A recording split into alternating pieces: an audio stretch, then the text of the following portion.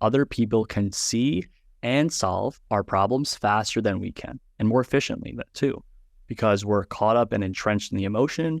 We're too close to it. We have cognitive bias, and bringing an external perspective to say, hey, like, what am I not seeing here? Which is why consultants or mentors or advisors exist, because they can see it more clearly than you can.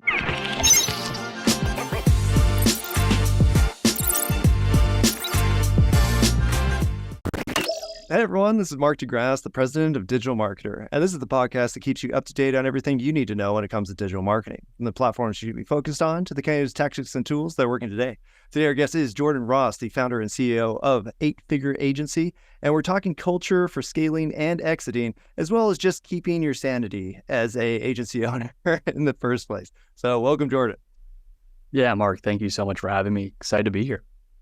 Yeah, well, I think it's, right now, I think a lot of companies are really reassessing things. We've seen some big shakeups with really big businesses, but what's not talked about is that small businesses are having just as much trouble with keeping people, keeping the team motivated and growing, and really keeping that element of, success for everybody in the organization rather than just a company tapping into the, energy of the employees in order to grow the business and make profits. So if you have some tips on that, that would be fantastic.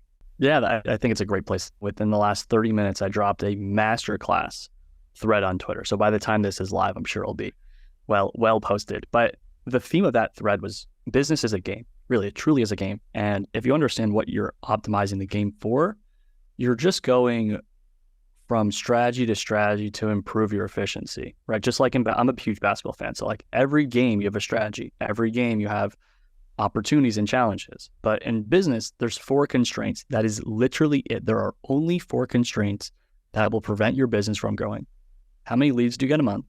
What percentage of those leads do you close and at what price? What's your operational capacity? So how many clients can you onboard and how many clients can you maintain at one time?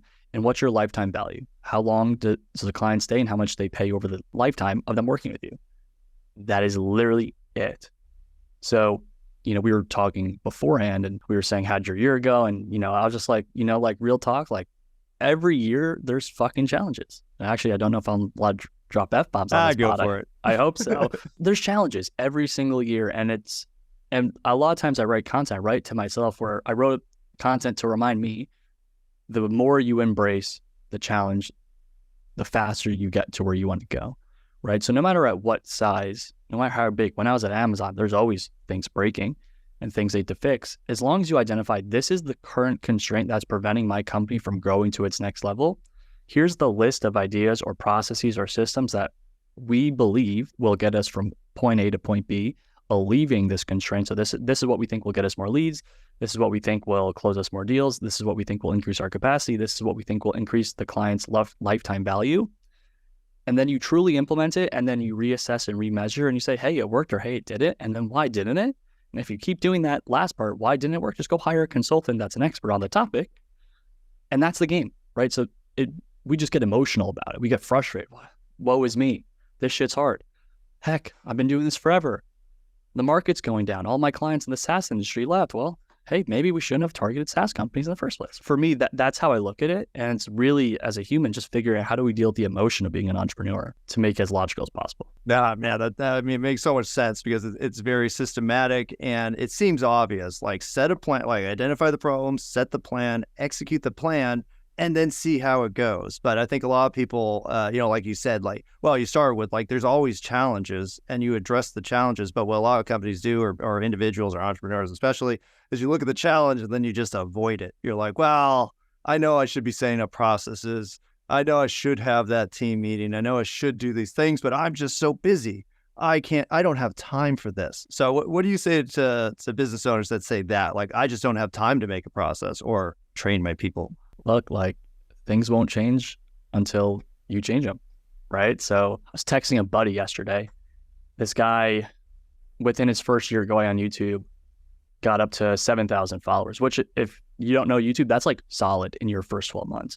His videos are, even from 2 years ago, they're getting tens of thousands of views, and he's still generating so much business and demand from his YouTube channel, which now it's just archived videos. And he stopped YouTube because he didn't like YouTube. And there's an amazing quote from Gary Keller. So Keller Williams, I think, is headquartered in Austin, if I'm correct, which I know you're at. And the quote is, business is the game for those that are willing to endure the monotony of success. There's a lot of shit that I don't want to do that I do because I'm just willing to endure the suck. And if you're not willing to endure it, who can you bring in to endure that for you and build it for you? And it's just a game of opportunity cost. Or if you don't have the time, can you make the time and truly like set aside? And if you truly can't make the time, are you willing to pay financially for someone to do it for you because you don't have the time? So it's just, what's the path you want to take? And there's always a consequence or an opportunity cost. But yeah, like things won't change until you change them. Oh, that's huge. But, you know, I will say that it sounds obvious. It's like, you know, there's a problem. Again, you go to fix it. But the argument that you usually get from business owners or managers or whatever is they'll convince themselves that that's not the solution. So they'll say like, okay, well, here's the problem and here's probably the solution, but that solution is inconvenient or expensive or tedious. And so I'm going to convince myself that that isn't the solution. The solution is pizza on Friday. You know, that's the solution. So is there a way to break through the kind of like, I don't know, psychological tricks that we do to ourselves to convince us that the thing that has to be done isn't the thing that has to be done? That's actually where I was going to go. So you have to be a really conscious individual, right? So I would say the average person is not. And what do I mean by a conscious individual, right? We have conscious thoughts, which I see what's happening in my brain or emotionally, and then we have unconscious thoughts. I just have a programming, which is a filter in which I view the world, but I don't actually know that filter exists. If you don't have the awareness, which a lot of people, you have to go through some sort of journaling process or self-coaching process or meditative process or reflection, intentionally reflective process, which most people don't. A lot of entrepreneurs, more entrepreneurs do than the average human. But the reason business is so tough, that's one of the hardest things in business. We are usually the bottleneck. So there's a principle in psychology. It's called Solomon's paradox. Solomon's paradox states that other people can see and solve our problems faster than we can, and more efficiently too, because we're caught up and entrenched in the emotion. We're too close to it. We have cognitive bias, and a slew of other reasons.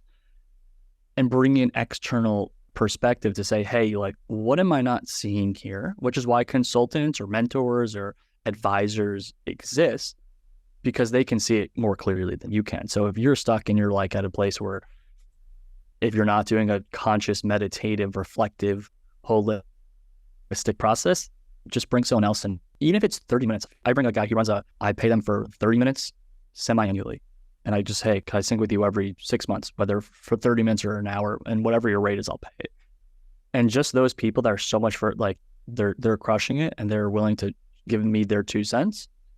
A lot of times that alleviates whatever the constraint is that I'm not seeing, because a lot of times I just don't see it. Yeah. I mean, you've made so many huge points there. And, you know, I think it's tough for business owners and people who, you know, consider themselves super logical to take a step back and be, you know, like your actual barrier is that logic. Like you need to step back, you need to get into the, you know, kind of mental development, spiritual development, you know, the meditation, everything, and self-reflection.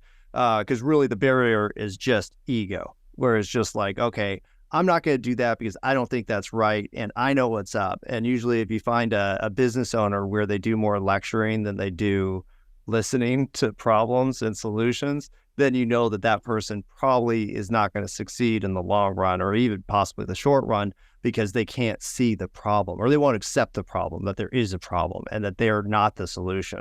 And the fact of the matter, like you said, is it's like, no, there's way better people than you. And that's a good thing. It's not a threat. It's a good thing. So I don't know if the unawakened could get past that barrier, because it's a huge barrier. And then the other part is saying, okay, I accept that solution and I'm willing to, you know, be patient enough to endure the, you know, amount of work that it's going to take to make that work, instead of jumping in with another solution that doesn't work immediately. I think there's a reason why whenever I meet guys who are running 10, 20, 50, $100 million a year companies, they hold themselves in a different way than the 7-figure entrepreneur. Like truly, like when you are standing in front of them, they hold space and they view things totally differently. And that's just their mental, emotional, and like spiritual process. And that's not a coincidence. Like that is not a coincidence at all. And it's why so many entrepreneurs go to Tony Robbins events. Like I have a client, he's running a $3 million a year agency. He's like, hey, I'm going to a Tony Robbins event. This guy's an 8-figure entrepreneur. He just hasn't gotten there yet, right? And it's all mental. The whole game is mental. It's all what your strategy is. It's what are we aspiring to accomplish and how quickly do we get there? How quickly we get there is the strategy we put forth that we actually execute. So it's all mental, to your point. I love that. Well, and there is some you have to disconnect yourself from the emotional side of running the business to be, okay, I'm doing this to make money or accomplish something. And I think case in point is Mark Cuban, right? Just sold and made $3 billion on the sale. And even though he always has loved that team and built it from essentially nothing, I think he bought the team for 85 million or something crazy and just sold it. And I had no clue this happened, by the way. Oh, no, this is pretty recent. I just saw it last night. I was like, oh, you're a basketball fan. Like you must have heard about he sold or he's selling, he's in the process. Yeah. Holy macaroni. I didn't know that. That's wild. Well, and it's like, I think he's the epitome of like the deal maker. A lot of people think that he's running for president, which is why he sold. But, we'll see if that happens. I'm like, you know what? Might as well. We've had much worse people running for president. So go for it. You at least make money. Yeah, 100%. But in that sense, I think he really demonstrates like, hey, he's a businessman. It's a deal. It's a product. It's a, stepping stone to whatever he's trying to achieve long term. And even though it's $3 billion, I think at that level, it's a game, right? Because nobody needs $3 billion. It's not about the money. It's about the game. Yeah, it's all a game, right? Hey everyone, I want to quickly interrupt the podcast for a special announcement. If you're listening to this podcast because you want to become a better marketer, then I want to share with you what I believe to be the most comprehensive digital marketing program on the market today. It's called the Digital Marketing Mastery Certification. You'll learn to leverage the tools and channels to predictably and profitably drive awareness, leads, sales, and referrals. Everything you need to know to become a true master of digital marketing. We'll take an in-depth look at the core digital marketing competencies, including content, email, social media, community, digital advertising, data and optimization, and more. After earning your digital marketing strategy certificate, you'll have the tools to effectively reach your target audience through a full scope marketing strategy. Get started today at digitalmarketer.com/strategy-cert. And I went through a training institution. It was a coaching training back in 2018, right? This is when I thought I wanted to be Tony Robbins. And the final exercise, and this is a 12-month program, costs like $15,000. The final exercise, that life is a game, truly. If you can see it from that vantage point, it's just like a video game. Like, all right, what's the next thing I got to implement, or what do I got to overcome? That's all it is. But yeah, emotions are freaking hard. Being a human is a tough thing. It's not an easy thing. No, and that requires a lot of discipline too. I mean, just self-reflection, like you said. And I've kind of gone through this process myself for the last couple of years. I'm like, oh my gosh, I can't believe I used to not view things like this. And because if you're like the serious business person, you're like, well, people are just tools essentially, right? Like I tell them what to do, I set up the systems, and then I say go, and they're here to make money, and I'm here to make money, and that's all there is. And I think especially with the latest generation of kind of workers coming up, like that is not all there is. And maybe money's a necessity, of course, but their feeling of purpose and their, progress towards their goals, like that will supersede any amount of money most of the time. So do you have any for the culture side of it, of taking maybe the older business owner, say 40, 50, 60, and they're having to deal with this new expectation of the workplace? Do you have suggestions for how to kind of cultivate both the productivity you need while also, delivering all the other crap? Yes. Yeah. For those of you that don't know TLC, it stands for 10 or 11 care. Yeah. So I think you actually bucket into two things, which is what I was going to do. There's culture, and then there's like the human, like how do I take care of this person, which is a subset of culture. So my definition of culture is what your people say and do when you are not around. Like that is literally it. How do they perform? How do they act? What do they talk about? How do they feel? When they go home, what are they talking about to their family about their job? Like, that is culture. It's what your people are doing and saying and feeling and acting. That is it. So if you're a high performance business where people are having a very high level of output and they feel good about it, you got a good culture. If you have a high performance business, but people are stressed out, like I was at Amazon, you might have a culture of high output, but you have a culture of resentment too, right? So it's the collective. So for that business, like we at Amazon, we call it the old Amazon versus the new Amazon, because Amazon went through growing pains too. Like there used to be the just get shit done. We're going to treat you like we're working in a warehouse. We're not going to treat you like a true human. And when I came in, I was started at Amazon in 2016. It was the new guard. Like we need to treat people like people and really go deeper. So on the people side, what I talk about when we talk about 8F, there are really 4 variables that you got to understand for a person, that as long as you track and project manage as a manager of this person, if there is a process to track and manage these 4 things, they will not leave. Number 1, what are this person's personal, short and long-term goals? Number 2, what are this person's professional, short and long-term goals? Number 3, what does this person want to make in the short and in the long term? And number 4, what is this person's love language, which is one of the most underrated ones I've never actually seen anyone talk about besides me. Love language, the five love languages, is a book that is really meant for relationships and marriages. And what I realized when I went through that with my wife, I was like, holy crap. If I do acts of service where I take my wife's car and I clean it without her knowing, or if I get her a gift as a surprise, she's going to feel loved. But when she just hugs me, I feel loved. So we have a different way of feeling appreciated. I was just like, let's just bring that into the workplace. So for my team, I know everyone's love language, right? One of my team members, his primary love language is words of affirmations and gifts. So I need to, even when I have to give him very hard criticism, which this individual next month in Anal Ruse, he's going to get a very hard criticism. But I'm going to have to build him up with like, hey, you're also doing all of these things well. And I'll give you another example. I have a team member, his primary love language is gifts. He told me in the onboarding forum, one of his personal long-term goals is to get a Tesla. So last year on his birthday, I sent him via Amazon a small Tesla car, and I wrote a personal note on it. I said, here's to us helping you get this Tesla. Let's let this be a small token. But that individual, because his love language was gift and gifts, he felt, whoa, this guy really cares about me. For me, I don't give a crap if anyone gives me a gift. Like I feel nothing. So when you combine all 4 of these, how they want to be treated, how much they want to make, and you build a plan to help them on that personal and professional goals, short and long term, we're talking the 1 year and the 5 year, and either on a monthly or on a quarterly basis, we pull up this, it could be a simple dashboard. It could, if you don't have an internal CRM for team members, it could be a spreadsheet. Do you go through each one of the 3 line items and all the while have preparation to treat them the way they want to be treated? If you do that, people will stay.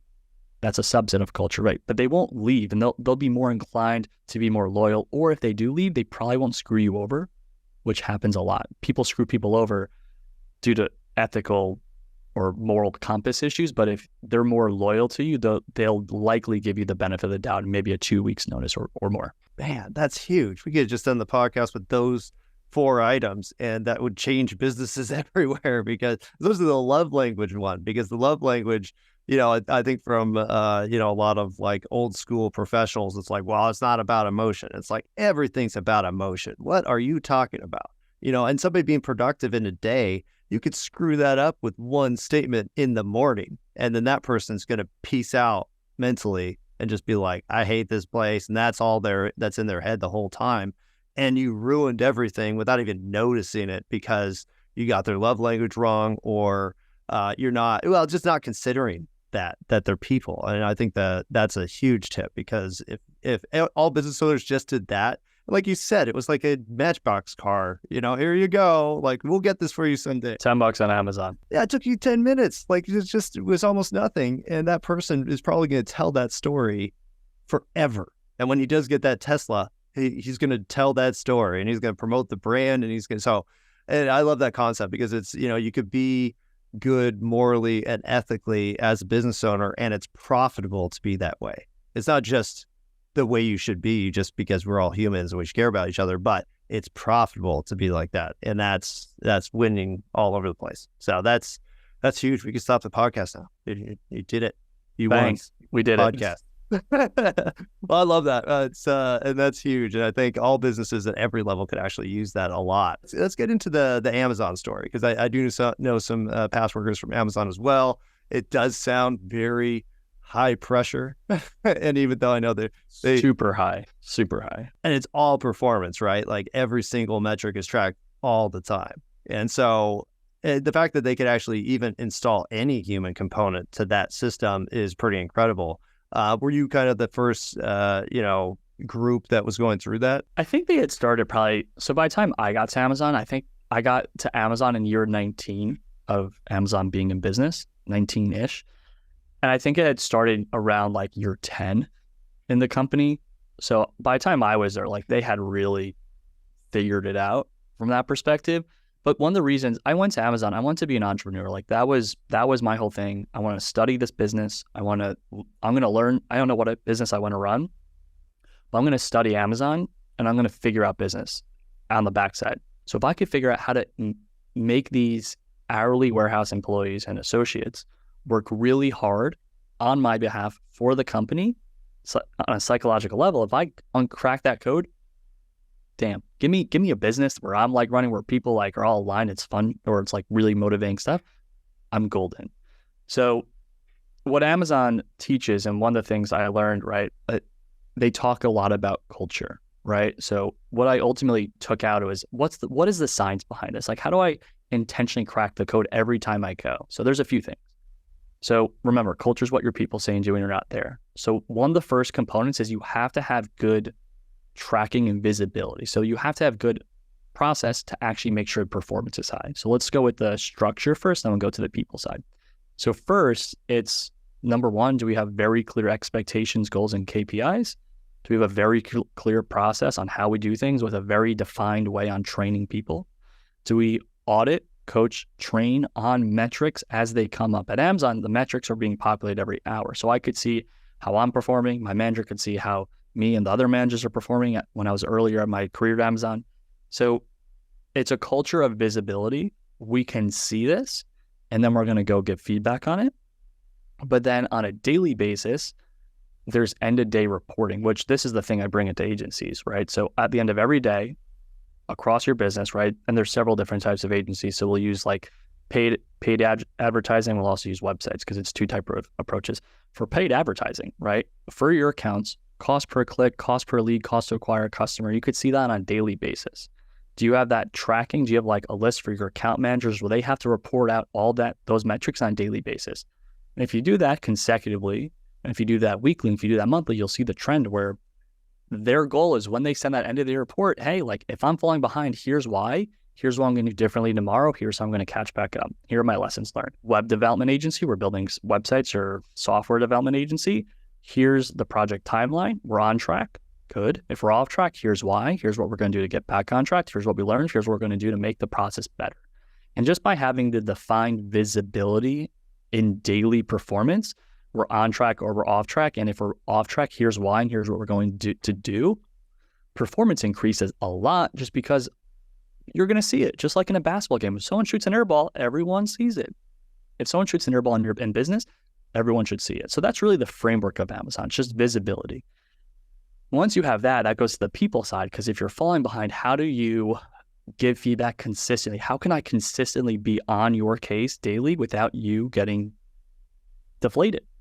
And that was the thing that was so intriguing to me.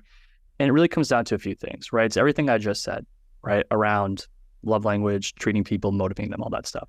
But then the big ones to build culture where you now influence this behavior in a collective group, it's number one's values, right? So at Amazon, there's over 10 leadership principles and leadership values. So when you give feedback, I'll give you a great example. We have someone on our team who does a good job displaying ownership on his accounts, but over the long term needs to consistently be audited because he will defer to a performance behavior that's not ideal. So when I give feedback to him for using the example of ownership as the core value, hey man, like You display ownership in the short term, but over the long term, if I don't keep auditing and tracking you, you're going to defer to a low behavior like that is going to lead to churn. That's not displaying true ownership, right? So now I'm coaching towards a principle psychologically. So the principles are number one, use principles. And when you get feedback, you coach to that principle. Number two is heuristics. This is the thing that no one's heard about. Heuristics in science are defined as simple sets of rules that drive complex sets of behaviors. It's why ants could build ant farms that go for miles when they're so small, or why bees build beehives that are enormous. How the heck do these things that don't actually have brains like that could do much build these things? In their DNA encoding, simple, go get the food, bring it back to the hive. Go find the pollen and pollinate it, the flower, and go put up, right? In business, we need to create simple sets of rules for moments of ambiguity. So quick Amazon story. I'm a new manager. I get trained on this principle, trust but verify. It just means like you could trust your team to do it. You need to verify they do. I'm a new manager. I'm 21. I'm managing a team of 100. I have to go to the dentist. I leave early. I'm supposed to do my department's end of day report. I give it to my assistant manager, Justin, who now works for me. And I say, hey, bro, I got to go to the dentist. Can you do this? He says yes. I don't check on him. I come in the next day. My manager, Charlton, comes to me and says, hey, Jordan, did you do the end of the report? I was like, no, but Justin sent it. He's like, did he? Did you trust but verify that he did? And in that moment, I got coached to a principle that then anchored my behavior to this thing. And now moving forward in the future, I had that principle in that moment of ambiguity. And I didn't realize going to the dentist was there's a moment of ambiguity or behavior I need to display. But because I got coached the principle, it anchored me there. So we have values and we have heuristics. So Amazon has a lot of heuristics: trust but verify, assume positive intent, seek to understand. These are all managerial heuristics. And then the final components, right? It's, do you have a very clear mission of the company? Amazon's mission is to be the world's most customer-centric organization. So on a weekly basis, I'm talking about that with my team. I'm giving them something bigger than all of us. And on a lower level, what's our team objective? At Amazon, it's like, let's be the best in the world. I had an expression. I would scream kick and they would scream ass. It was so fun, but it was like, let's be the best in the world. Let's kick ass. So then we had a shorter term goal where we want to be the number one in the world. And there's like 500 teams at that level at any company. So those were the four things: values, heuristics, you're coaching towards principles, and teaching behaviors using these words that create more buy-in that you then get managed, assessed, coached on, that your annual reviews go back to. So now, like, if you want to get promoted or raised, you have to embrace those things anyway. Mission, Amazon's mission is the world's most customer-centric company. That's why they have like one-day shipping now. That's why they have Prime. If we were truly the best customer and the most customer-centric company, what would we do? That's why when you call asking for a refund, they don't question you, they give it. Like, all these behaviors go back to that mission.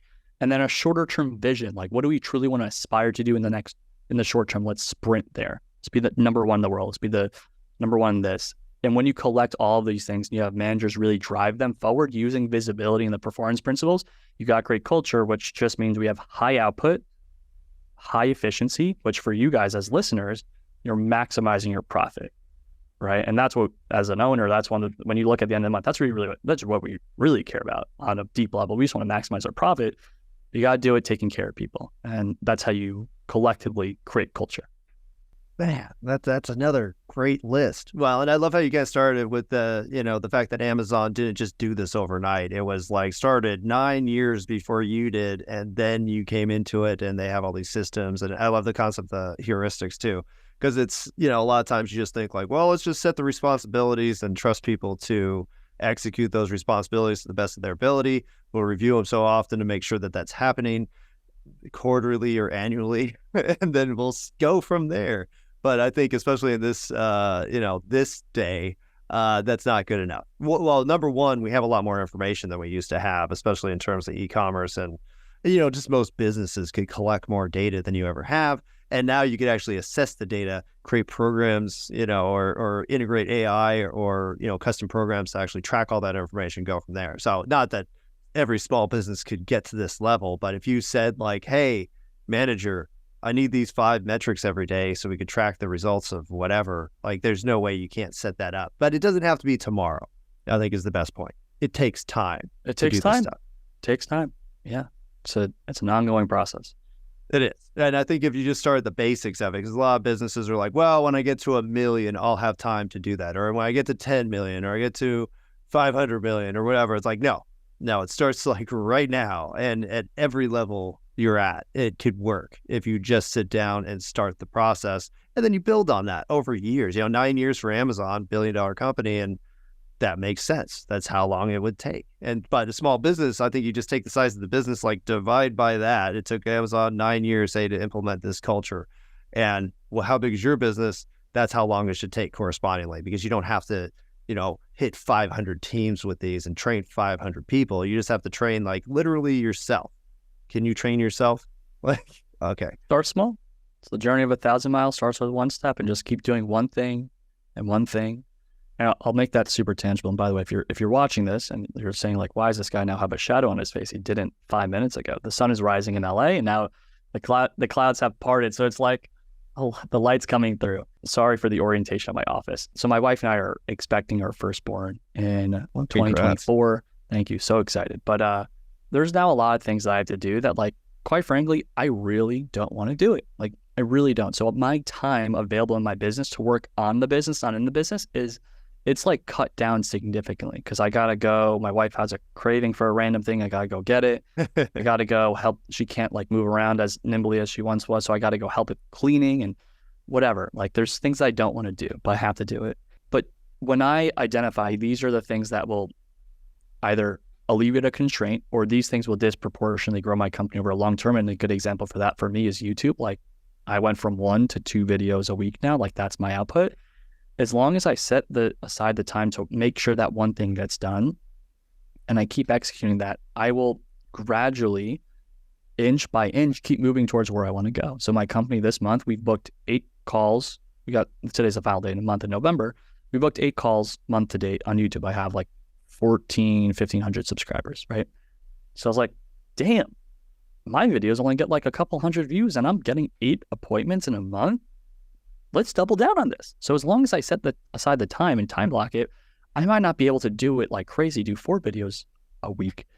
But if I can commit to this thing will disproportionately help me over a long term, and just do the one thing that I can, and I'm okay with going at the speed that life is allowing me to, just find the one thing and keep doing the one thing, stay on the track, even if it's like 1 video a week in this example, or 2 videos a week. That's fantastic too. And I think it's just, it's about the consistency. I always compare marketing and business with fitness, because it's like, if you could set the whole plan and you could be a genius at it, and you could still be a chubby trainer, and you see that all the time. You're like, well, this guy's not doing it. It's like, no, it's because it's consistency. It doesn't matter how much knowledge you have or how much experience or how it worked out in the past. Like, every single day, what did you do today to move the ball forward? Because if you didn't do anything and you just planned it, it just doesn't matter. So I think you've given so many good pieces today, and really systematically. And I think, the best reflection of Amazon's success and ability to do this is the fact that you remember all that crap, like you're quoting it. And it was such a good experience that you were Years later. And that's what good company culture does. And it doesn't mean it's perfect and it could be better. It just means that it's good and it gets results, and it could always be better, but just start the process and it'll happen. So fantastic tips. Definitely have to have you back. I do want to get into the exit and scaling and all that kind of stuff, but I think we've covered the foundation that really makes good business, which is the culture, and not just a culture of like, yay, rah, rah, I love the brand, but no, systematic progress for both the company and the employee. And that's how you win. So thank you so much for those. Yeah, my pleasure. So where can people learn more about you in the meantime? Yeah, so if you're an agency and you're looking to grow systematically, our bread and butter is what everyone doesn't do. It's the ops capacity LTV, right? It's being able to grow the company through the people. I have a podcast myself, How to Scale an Agency. If you hear this, you're like, damn, like I want to book a call with this company and talk to this guy and get a consultation, and go to 8figureagency.co/call. And if you want to check out some of the content, my Twitter handle is Jordan_Ross_8F, and my YouTube handle is Jordan Ross 8F. So Mark, thank you for having me on, and I really enjoyed this conversation. Yes, definitely. And I think we'll have more in the future, because I think you're, in line with how I think about a whole bunch of stuff. I'm like, oh, this is great. I don't even need to talk. So thank you so much for coming on the show. It's been great. Thank you. All right. And thank you so much for listening. Be sure to hit that follow button so you get notified when all of our new episodes release. Please share this with that friend who's clueless about digital marketing. And don't forget to visit digitalmarketer.com where you can access all of our courses, certifications, and training programs. Thanks again, everyone, and we'll see you next time.